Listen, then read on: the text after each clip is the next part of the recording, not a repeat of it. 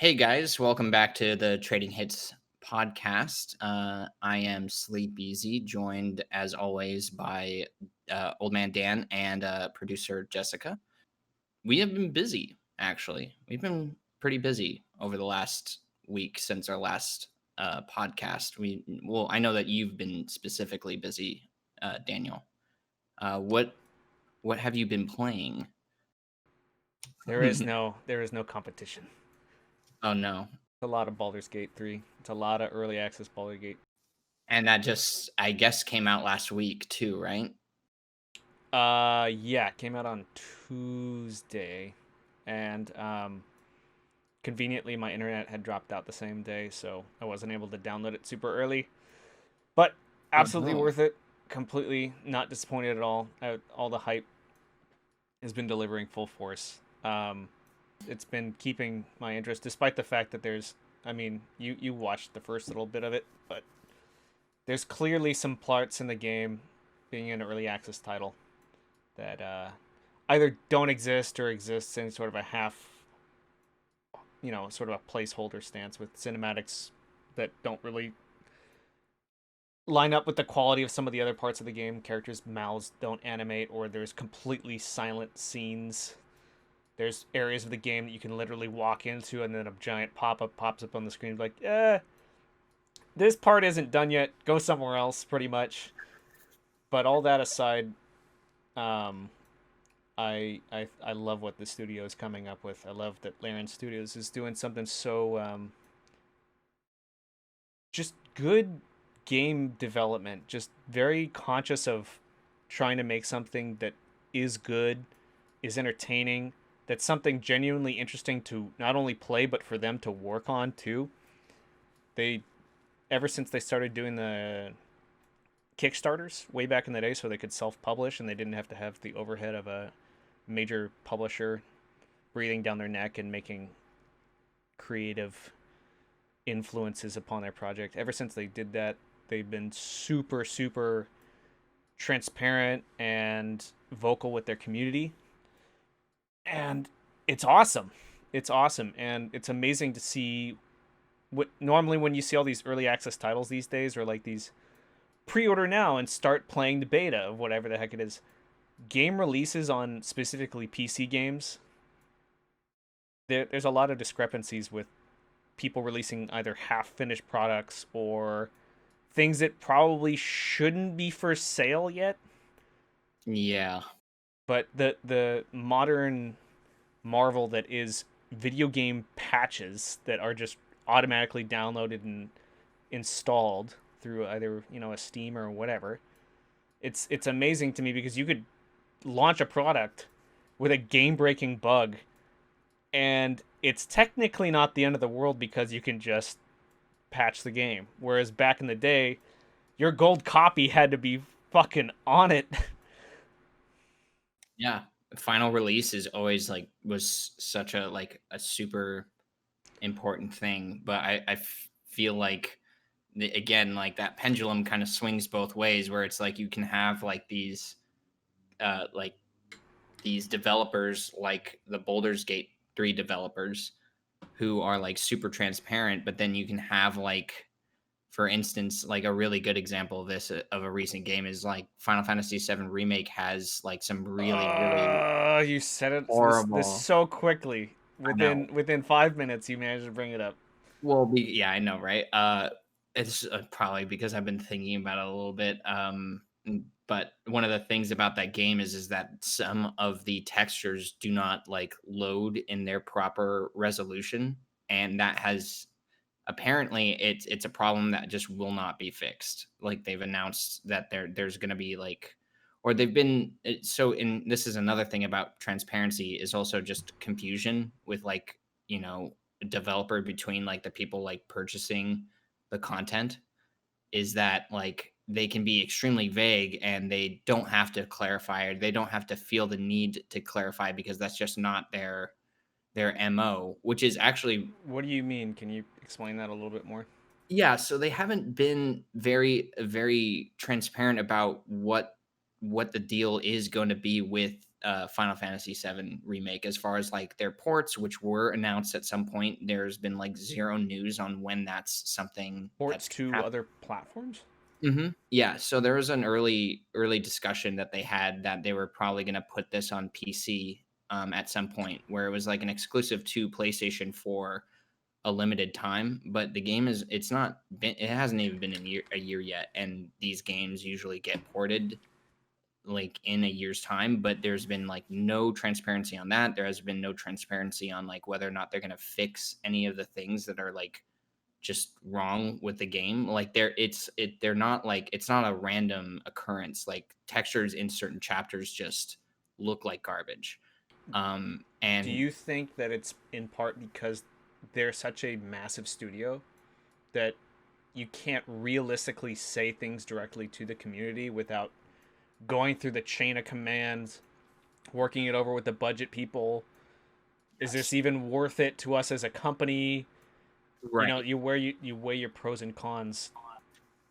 I think when what you were saying specifically with like Square Enix, I think that's 100% the case. But I think with people like these game developers for Baldur's Gate 3, I think that the transparency is almost like a natural growth of that company where it's not as big, there's not as much political red tape to go through. Everyone seems to be kind of on the same page of how to handle things, whereas like a game like Final Fantasy VII Remake has like just so much like I guess political in terms of just like their company's like Well, red it's a tape. huge IP for them, right? Right. So it's like Nintendo handling Mario, and they make sure that Mario is handled in a specific way, regardless of if it's a first party or third party studio.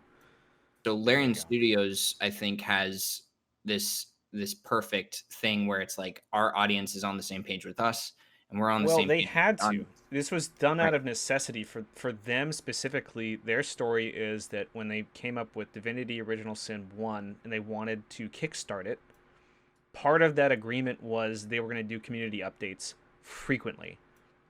And when I say community updates, it's a little bit more specific than and so this is what we were brainstorming this week or whatever the heck it was like that. It was a lot more concrete. Like, this is what we've done. This is what we've done. Here are the Mm. character models. Here's a bunch of animations. Here's the voice actors in the studio, etc. And then, you know, it's a lot of feedback from the community too. A lot of back and forth. So part of that was out of necessity. If you want to have a successful project on something like a Kickstarter, you need to have your direct community supporting you the whole way. Right, exactly. And I actually like as a good example of this, like Kickstarter has had like several like big name corporate like figures that made some like very classic games go to it like this like in the early days of like Kickstarter. I don't think they had figured out that level of transparency yet. There was community feedback and things that were changed due to that feedback.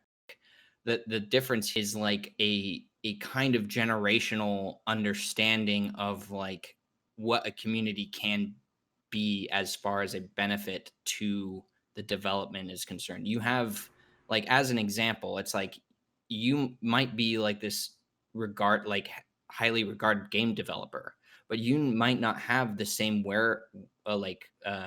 you might not have that same understanding of what the game it is that people love just because you've made the game that they love, right? So it's Right. important to get that feedback.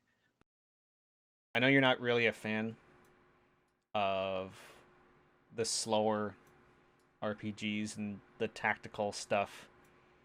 Part of my brain anytime some like bigger story like a well constructed story in my opinion, and this is not like a rule of thumb for like every single game or piece of media, but I tend to gravitate towards a story that kind of allows for that kind of interpretation of events where and this is something why I enjoyed like for instance watching you play like Mass Effect and all this other stuff is that there are a lot of like moral decisions to be made as far as like, oh, is this the right thing to do? And I think just from that brief time of like watching you play Baldur's Gate 3 was is that there were just a ton of those things coming up as you're going through it.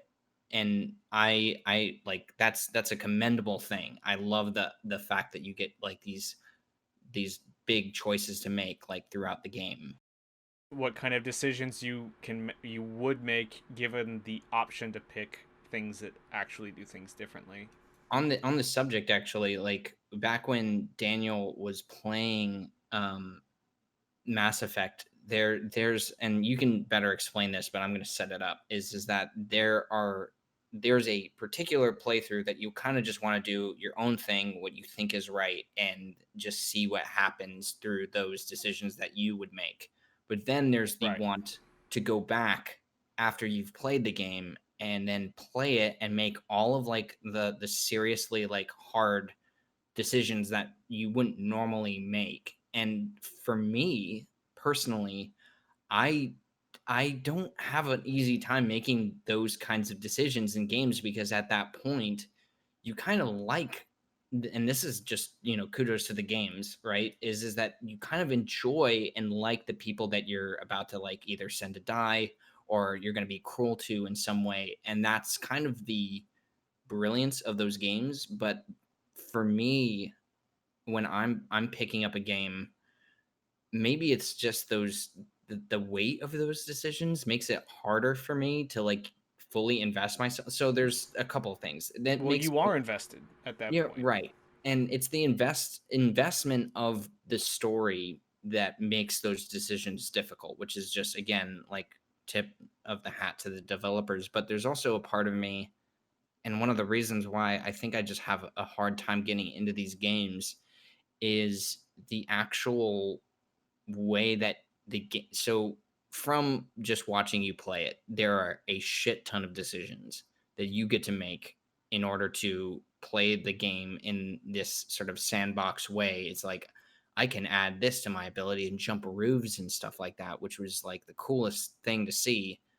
But it's almost like that such a widespread decision of choice or just like level of choices that you can make in the game that makes it not an easy thing for I can only imagine for most people, maybe I'm generalizing, but I would think that that's a hard thing for people to just pick up casually and play. It was almost even hard for me. I love watching you Mechanically, play.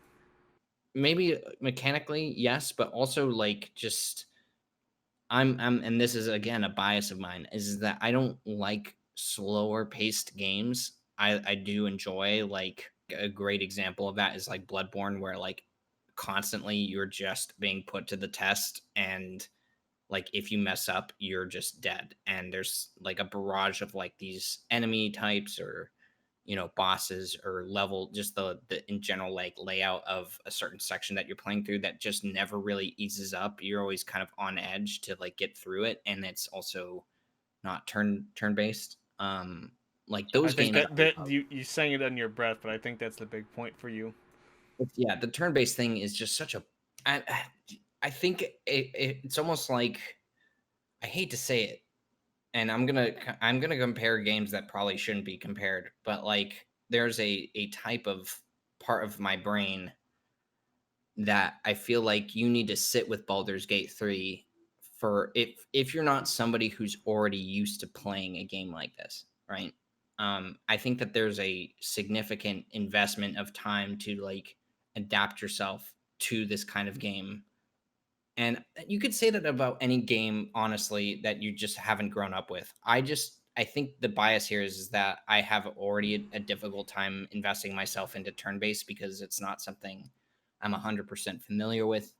And I think because it's the slower pace, maybe I'm wrong on that, but from my perception, like a slower pace game uh, is kind of giving me the impression that it's going to take me a lot more time to reap the rewards of Well, like there's figuring this you're out. making a strong point if this was a standalone title, but this is Baldur's Gate 3.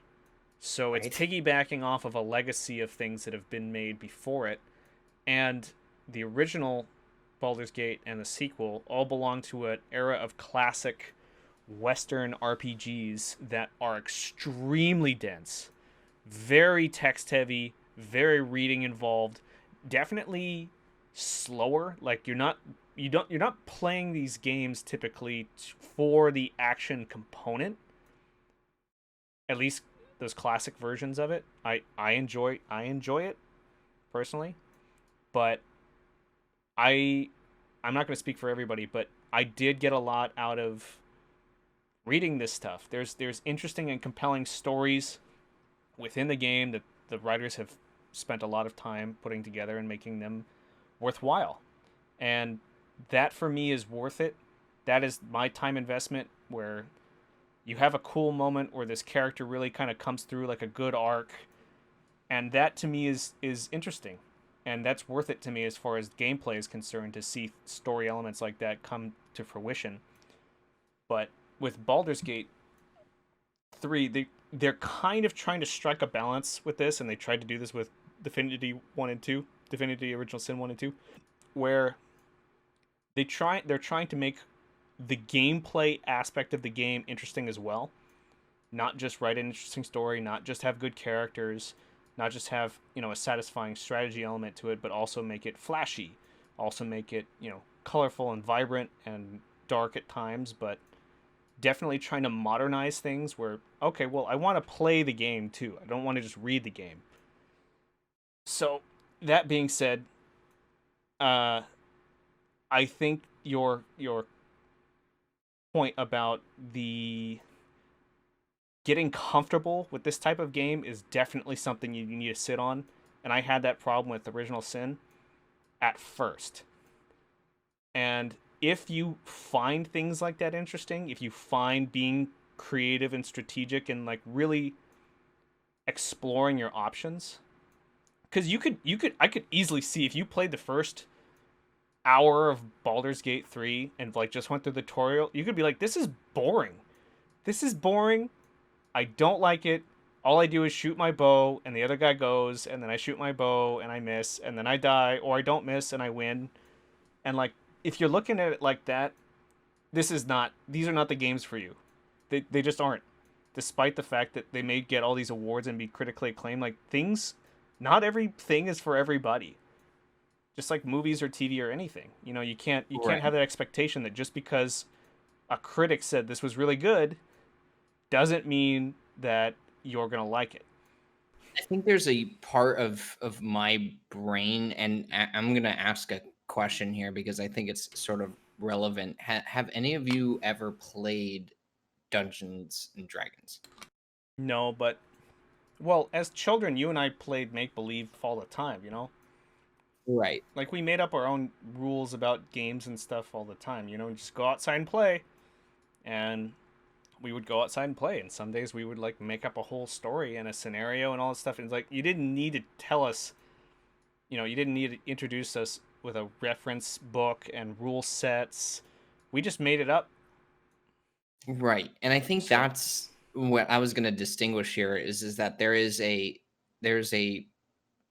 how would I say it? So like with Dungeons and Dragons, there's a lot of setup, right? It's kind of like the equivalent of sitting in like a character creator and like designing a character. I think one is a little bit more heavy is that you kind of have to understand the rules of Dungeons and Dragons to a degree to start playing it even at an entry level. Like you can have people help you through it, and I've had experiences of people helping me through it, and I've like created characters and all this other stuff.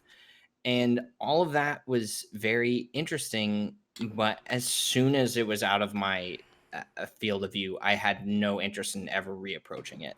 I think that there was just a want for me to see what it was like very briefly and then be like, okay, like this is what this is, and it's just not something for me, which is what it comes down to with like this particular game. I think, which is like you were just saying, is that people just have things that they like and things that they don't like. I could never say like wholeheartedly that I think I would ever love anything like Boulder's Gate 3. I can objectively look at and see what it's doing and just be impressed, right? Like, and then from also like a storytelling perspective. from just a like a technology perspective, Oh, like absolutely. just the way that these characters look, the way that they emote, and all this other things. There are exceptions to this like rule, obviously, but like it's just nice to see that that is like advancing, and then also just like the level of like detail that this game obviously offers to people who like games like this. It's like even if it's, and I'm just gonna go out on a limb here, is that the game just seems to start without you needing to absolutely play like one and two of Boulder's Gate to get into three. No, and that was kind of part of the intention too. Right. And I get that. And it's a smart move. But like for me, like jumping into a game has to be like immediately rewarding. And I hate to say it like that, but that's just the kind of like person that I am, is There's that no I need right or to. wrong there. It's again, Sure, it's just what just a you preference. know about Right. yourself. Yes. I almost feel like if Baldur's Gate 3, and I hate to say it like this because this is just not the way that obviously like the media is meant to be consumed. I think I would have loved Baldur's Gate 3 if it was like a television show or a movie. I think it's Which is hard why for lots of me. people are just gonna watch playthroughs on YouTube. I almost want there to be like there's a limit to that level of control that I want, but I see what you're saying as an appealing prospect for this particular like situation with like a game like this. Like that's half of the reason why I think people play like D&D is because of like literally like you can make pretty much anything happen for yourself if you just want to do that. Role playing. Yeah.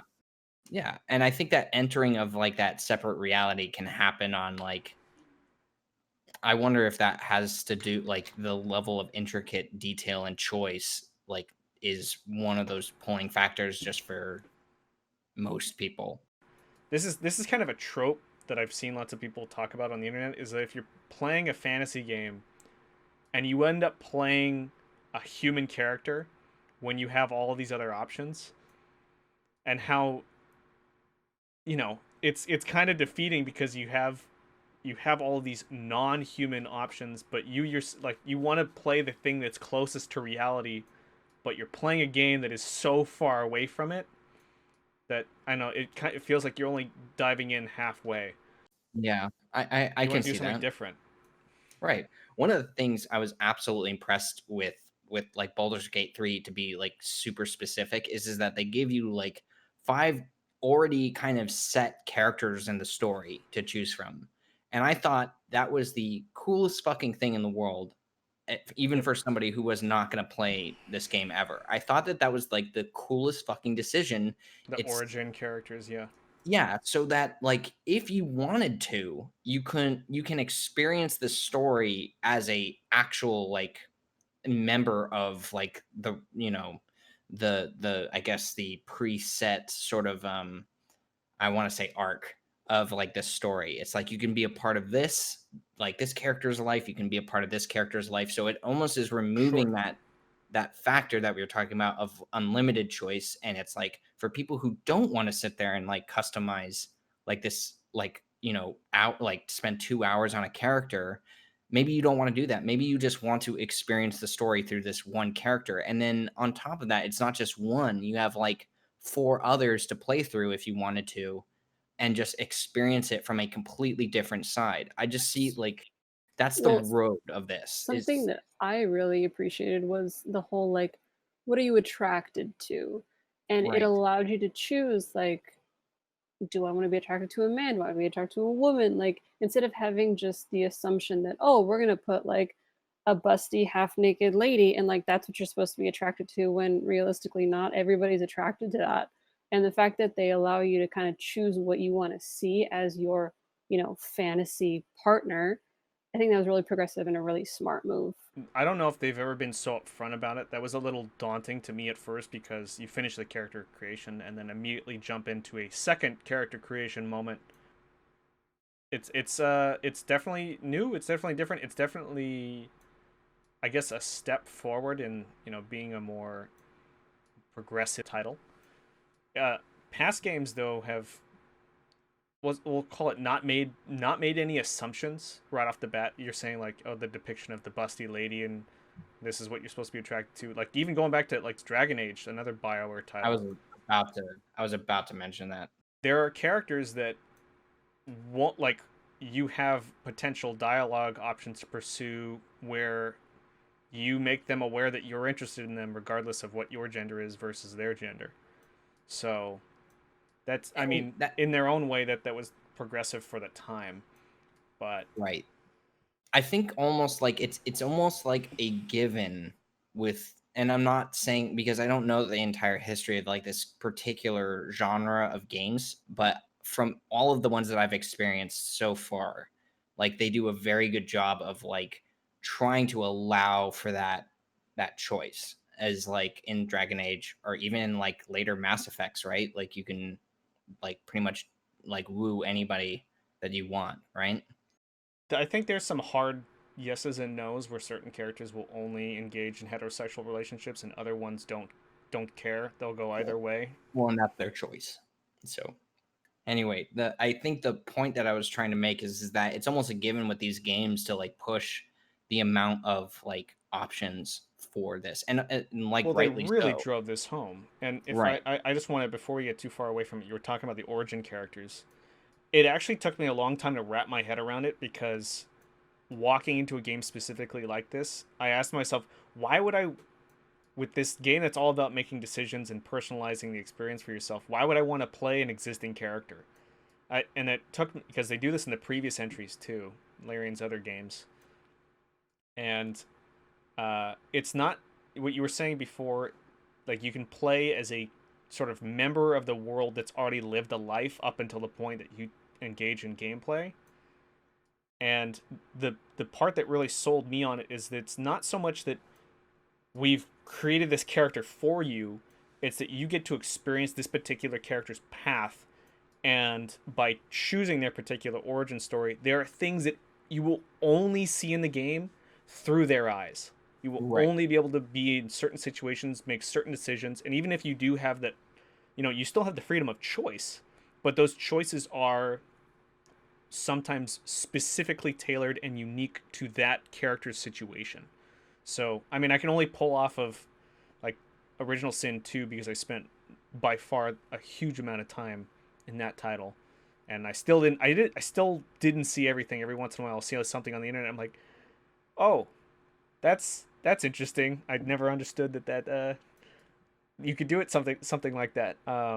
But it's wonderful. It's wonderful that they give you that option to get really really deep inside a story without forcing it on you, Right. and that makes it all the more worthwhile when you discover those. You feel like you're discovering something for yourself in games like this. I completely agree, and that's something that I look for in like it. I think that it's like a general rule of thumb for like designing a particular like just games in general is that rather than feeling like you're being forced to learn something or experience something, I think it's in the best interest of any developer to kind of like make it feel like you're the one figuring out what the mechanics of the game are, or like a clever like mechanic or a like story beat or something like that, where it's like you're the one who's discovering this. This isn't us telling you about it, it's you unraveling the game for yourself to a Right. certain And degree. and the modern example of that is the fact that I'm sure that there's 100,000 other people playing Baldur's Gate 3 who are also using the shove tool, the shove Right. ability to push people off of stuff. But because the game never explicitly tells you to do things like that, when you find out how interesting and useful and the options that something like that gives you, you feel like you accomplished something with your brain. And it's Right. true, you did, because you could completely ignore those options if you wanted to. The game doesn't force you to use them, but it's when you find a use for something that the game didn't specifically give you a design for that you feel extremely accomplished. I almost feel like there's almost, and I know that like this is like kind of off the beaten path a little bit, but for most of our lives, like growing up until we were like teenagers, right? We were only console gamers. Like I'm just thinking about this now, and I don't know why I never like really thought about it like this, but like with a console, you have four buttons, right? and you have 4 directional inputs, right? We're just like LNR and there's all these other things, but like with that like amount of choice that you can give a player just based off of like the experience out of like, and I guess like the technical like aspect of it is that all of these 4 buttons and the directional input, those are the only things that we can use to immerse you. Like we have to be very delicate with each decision that we assign all of these mechanics to these set like very limited buttons, right? Whereas like when I think about like even our jump into like Warcraft as like as an example, like that game, you can use like like not just the amount of fucking keys on your keyboard. Like you can fucking set like other settings for like all sorts of other shit. And it's just like thinking about that for like just a second, it makes me feel like I'm more of a console like person than I am a computer game person. Like in terms of Strictly like, based on the control schemes. I'm saying is that thinking about it that way for me almost allows me to put into perspective that like that level of choice, if that makes sense. Like there are games that are just released on PC. Like back in the day, there was like a Cave Story, right? But that also kind of adhered to a very like limited layout of button inputs. Um, Whereas like I can only imagine like looking at World of Warcraft, it's like you have abilities ranging from like 1 to 0 on your keypad. And it's like you have to keep all of these things in mind for you to like perform well, right? At least Not to necessarily. I mean, I'm not going to nitpick you there, but you I didn't was necessarily have to hit all of the buttons to be good. I think it's a fair point to make about the way that you control a character or whatever in a game. I think that the control scheme has a lot to do with it, and then you and I have talked about this a million times, but movement of a particular character can be completely hindered by the fact that if it's just awkward to control how a character navigates the world, it can completely defeat any, like we're talking about exploration earlier. It can make exploration tedious, not fun, for example. yeah. But and this, I'm not trying to jump back onto our PS5 title topic again, Mhm. but something like haptic feedback is very interesting because it's not just a rumble pack in the back of the controller that shakes.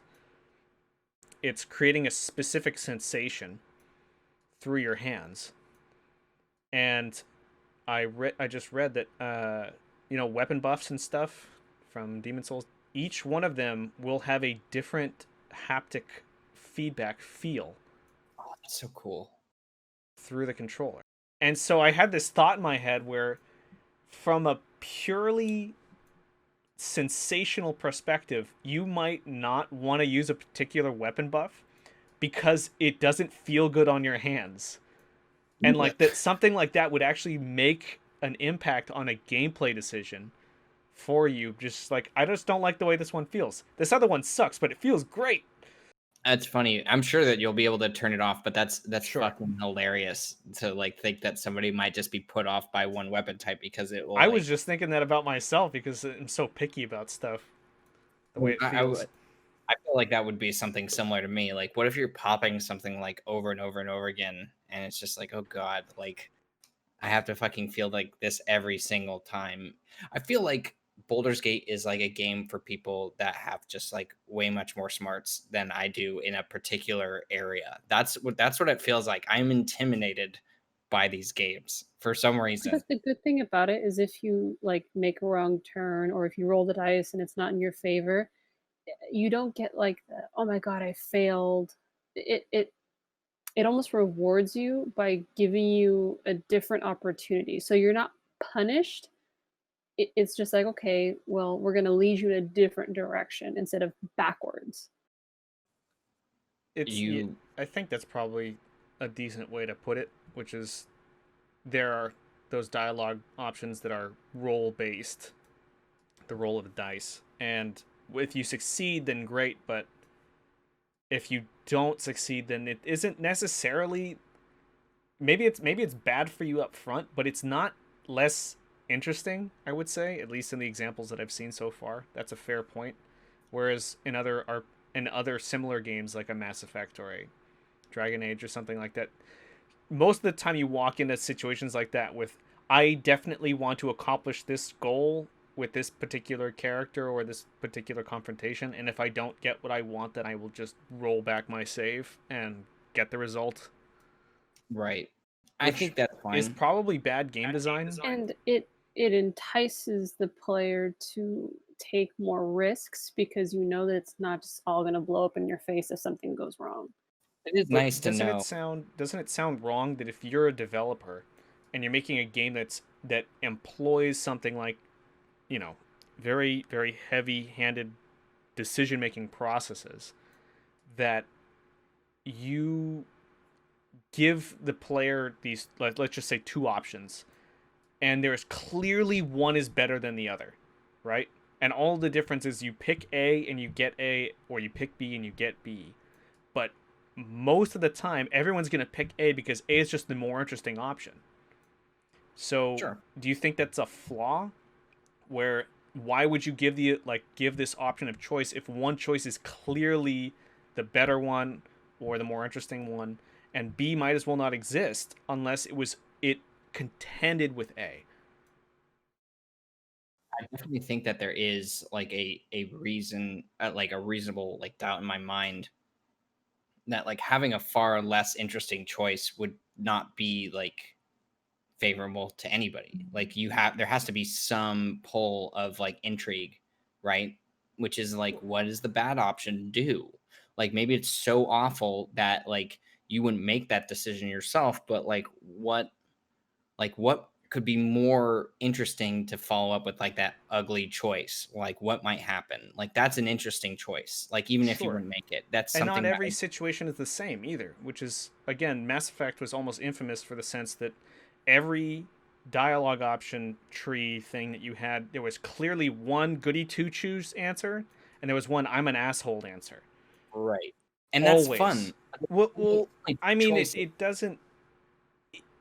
It creates the illusion that there is choice, but the choices themselves are completely polarized, and some of them are very very uninteresting, or like hyperbolic in the sense it's, Yeah. you could, sometimes there's even situations where the dialogue option is, it says this thing but the character ends up doing something else, like punching the guy or something like that. Right. It's like, oh, well, that's not quite what I wanted. Whereas, okay, here's an example right off the bat with Baldur's Gate 3, which is, even if you were playing the goody two shoes, you get to a point, with spoiler alert, where the Githyanki party member, Lysel, is captured in a cage, and there's two tieflings, which are these demonic looking people, underneath the cage who have captured her, and they clearly don't want to let her out because she's like this bloodthirsty, crazy person, but she helped you out on the ship. So your inclination when you see this is like, oh, I'm going to help Lysel because she's a friend to me. And the people in the people standing beneath the cage are like, don't even mess with this thing, it'll fuck you up. She tried to kill us, stuff like that. And I went ahead and opened the cage, got her out of the cage, and the second you let her out of the cage, she basically gives you an ultimatum, which is, you think you're doing the right thing by letting her out, and she says, either you help me or you die. And her idea of you helping her is to kill the people that put her in the cage.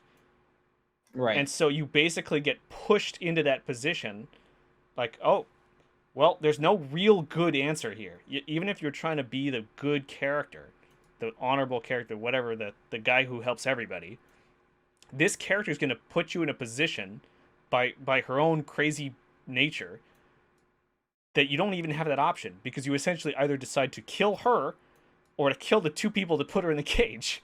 And the two people who put her in the cage could be completely justified by putting her in there. So you Right. essentially either make the choice to kill her, the person you know, or kill these potentially two innocent people.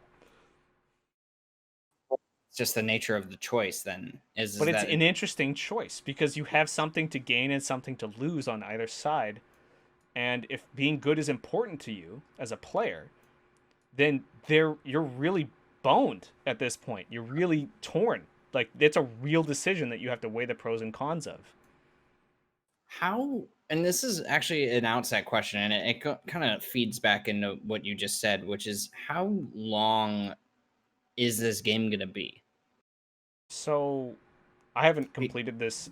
So what's available in early access is essentially Act 1 of the game. It's split up into acts.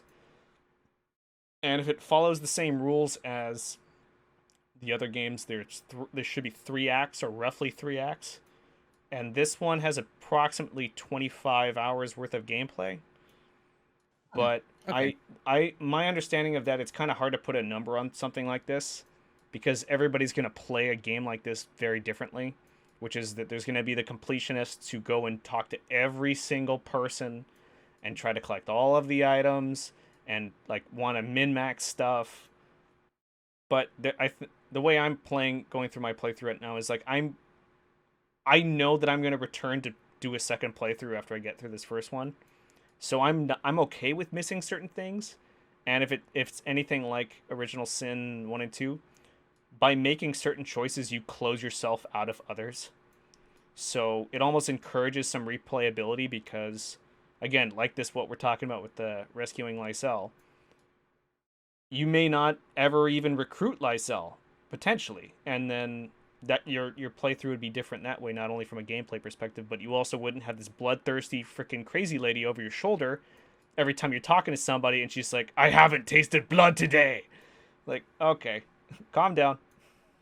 It, for me, what's starting to like perk up in my mind is that I think it's the amount of choices that I feel almost repelled against, that is making it, because I'm For thinking of, I'm putting, yourself. yeah, for me, I think that what is interesting to you, like, uh for like this game, is like the reason why I dislike it, to a degree, for my I own find like that tastes. so interesting. I find that so interesting that you're the complete opposite of me. I just don't. When I'm sitting here thinking to myself, is I feel like I would be miserable knowing that I have to go back into this game that has like this unlimited customization of like my, like, the look of my character, like all these decisions. Like, I personally don't want to go back, and because like just based off of like the first like hour that we played together, I saw like almost like 20 different routes that the game could take immediately. And I wanted to experience all of those things, but in the back of my mind I was like, when the like fuck am I going to have time to go back like and experience every single other route of this game? Like, if this You don't continues. have to. No, I know, but that almost gives me like a level of like, I want to say like not anxiousness, but it's like I too like to just 100% games, and like I will spend like a pretty good amount of time trying to like collect everything if I like the game enough. Sure. But for this, it almost seemed like t- almost too many overwhelming options, because of like the level of like understanding that I have over a game. Like, maybe it doesn't take that much time. Like you said, it might just take 24 hours for a first act if you wanted to go back. But like, do I really want to go back and like spend all this time like doing that, rolling a dice, not getting the option that I wanted to experience, like that particular option, and then having to reset and do it again, and like maybe like it doesn't hit it again, and that's frustrating. It's just like, at this point, like, That's okay though. so I Like think that, again, yeah. I have to reiterate this. Like all of the points that you're making are completely valid. They're totally fine, and I totally understand. They aren't how I feel about this particular title personally. But my suggestion would just be find a different game.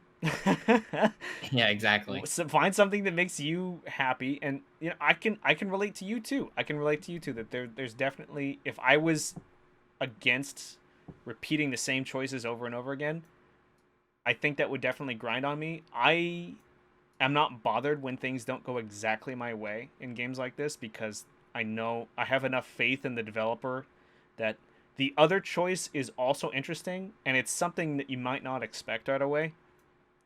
And that, not, in the example I gave earlier where you pick A and you get A, or you pick B and you get B, This game tries to muddle that formula up a little bit so that you're not always sure what your choices will what the consequences of a particular choice are, maybe not even for a little while. And I enjoy that surprise. I enjoy that level of, you know, being unable to anticipate things to a certain extent. I guess get like the final thought for me is that like I definitely am not going to be playing this game, but That's I'm okay. also. It's also a lot of money. It's a lot of money to put Are you down serious? for an early access. Well, $60. Oh It's right, like the yeah, yeah. price of a AAA title game. And again, it's early access, and they even put something out before the game was on the market that don't feel any pressure to buy this because it's exactly what we're telling you it is. It's an early access release. There are bugs, there's going to be crashes, there's going to be incomplete scenes. So you can just wait until the final product comes out if you want to play a fully realized experience, but for those of you who want to get your hands on it and want to help us, then this is the way to do it. And I am one of those people because I have complete faith in this developer. And it's something that I'm not really confident with other games and the people who make games these days, that I really don't necessarily have that level of confidence. But I didn't even think twice. I dropped $60 on this thing, and it's already completely worth it. And I realize that this is going to be a fantastic title. That being said, I would just say that like even though I am not going to be playing this game and I didn't enjoy myself, I know for fucking sure that this game just from like objectively there is a lot of attention, a lot of just like amazing like it's an experience. So if like you're into this game, it obviously is like it's going to be great Yeah, for if you me. like Divinity Original Sin 2, you're gonna like this one. It's a spiritual successor to that game in every way, but then again, you could also reverse that technically Original Sin 2 was a spiritual successor to a lot of isometric RPGs back in the day. So, um, that being Yeah. said, That being said, it's a zero out of 5 for me, and that's gonna be it for, this that's fine. episode. That's fine. It's gonna be it for this episode of Trading Hits, but, if you guys have your own thoughts about the game, whether or not you liked it, whether or not you didn't like it, what side of the fence are you on? If you guys have anything that you found that you guys want us to talk about Baldur's Gate 3 or anything else that we discussed in this video, in this podcast, you guys can go to our Twitter, which is trading_hits, or you can leave a comment down below in the YouTube section of this video, which is down below. But we'd love to hear your thoughts on things. So far, this has been an awesome experience, and I'm glad that we were able to at least sit down with this game, like just because of our differing opinions on it. So thank you guys for watching, and we will see you in the next episode. The